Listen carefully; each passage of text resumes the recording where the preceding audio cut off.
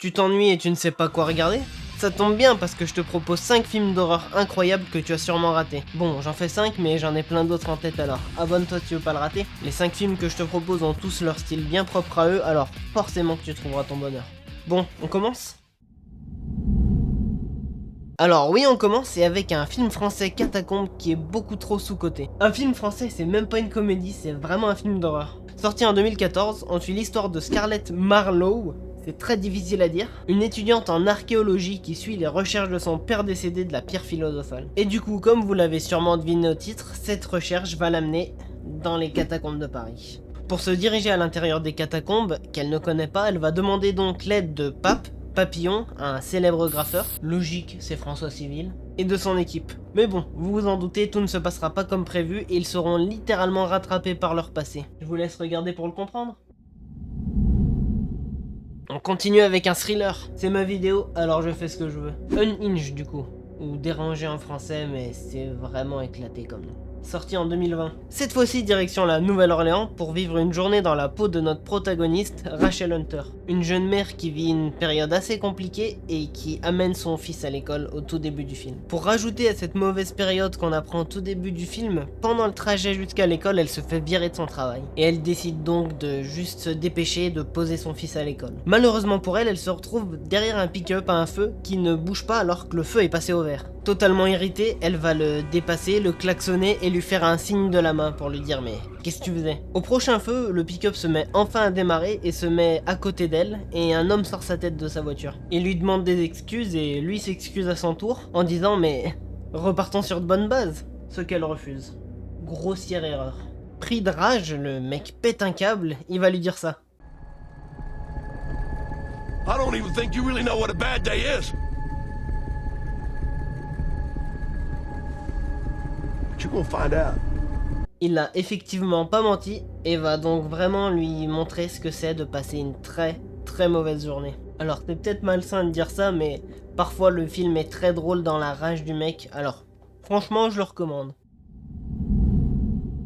On repart sur un film d'horreur très psychologique cette fois et sûrement celui de la liste que je recommande le plus, avec Cohérence, un film de 2013. On y retrouve un petit groupe d'amis qui se réunissent une soirée pour parler, manger, boire, enfin passer la soirée tranquille quoi. Donc ils boivent, ils rigolent quand tout à coup la lumière s'éteint. Deux d'entre eux, Mike et Lee, décident de sortir pour voir s'ils peuvent faire quelque chose et ils ramènent des petits bâtons de couleur pour s'éclairer, ce qui va être très important pour la suite. Et plus la soirée avance, plus ils découvriront des anomalies et des incohérences jusqu'à découvrir pourquoi et...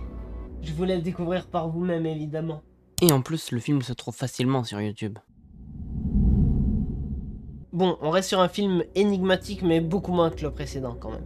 The Endless, sorti en 2017. L'histoire se concentre sur deux frères, Justin et Aaron, qui reçoivent une cassette du camp Arcadia où ils avaient fui quand ils étaient jeunes. Pour Aaron, ce camp était inoffensif, mais pour Justin, non, pas du tout. C'était une sorte de culte, une sorte de secte étrange qui amènerait à un suicide collectif. Ils décident d'y retourner juste pour voir, une journée. De toute façon, ils ont du mal à s'adapter à la vie à l'extérieur, alors ils se disent, pourquoi pas. Et s'ils ont reçu la cassette, ils sont pas morts, donc c'est safe. C'est décidé, ils y vont. Et sur place, ils y sont très bien accueillis, tout semble bien se passer, mais plus le temps passe, plus de choses étranges arrivent et même surnaturelles parfois. Comme par exemple une corde de nuit dans un jeu qui va s'envoler dans le ciel d'un coup. Ils se doutent bien qu'une force invisible les observe et semble même leur laisser des indices vers quelque chose, mais on va arrêter d'en parler parce qu'on va passer au dernier film, au pluriel. Lui aussi, je l'ai trouvé sur YouTube, alors c'est assez simple.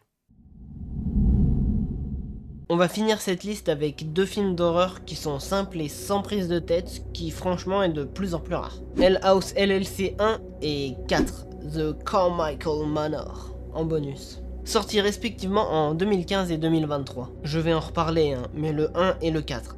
Le 2 et le 3, oubliez-les, vraiment, j'en reparlerai. Ils sont incroyables pour finir la liste, je dirais, parce qu'ils sont juste parfaits pour ne pas se prendre la tête et pour juste mater un film d'horreur. Si vraiment tu veux pas réfléchir, faut regarder ça. Le premier donc, sorti en 2015, suit les aventures d'un groupe d'amis qui se décident pour se faire de l'argent d'ouvrir une sorte de maison d'horreur dans un hôtel abandonné. Évidemment, tout ne se passe pas comme prévu, que ce soit pendant la création des attractions ou même pendant l'ouverture, ce qui va amener une énorme catastrophe. Changement total pour le 4. Cette fois-ci, on suit une youtubeuse qui va avec son ami dans un manoir qui serait supposément hanté pour y tourner une vidéo. Le manoir hanté était bel et bien hanté. Franchement, les deux films étaient vraiment bien avec des personnages attachants, un acting assez crédible quand même, et de bonnes histoires classiques, avec des bonnes scènes d'horreur quand même. Mais bon, je le répète, le 2 et le 3, ils puent vraiment la merde. Ils sont horribles à regarder. Si tu veux vraiment pas te gâcher le 1 et le 4, ne les regarde pas, et même si tu veux pas t'ennuyer, ne les regarde pas. C'est même pas drôle, c'est juste des films ennuyants. Le 1, 2 et 3 sont sur YouTube, donc regardez le 1. J'ai déjà des idées en tête pour une suite, mais si t'as des suggestions, n'hésite surtout pas et laisse-moi savoir. Et sur ce,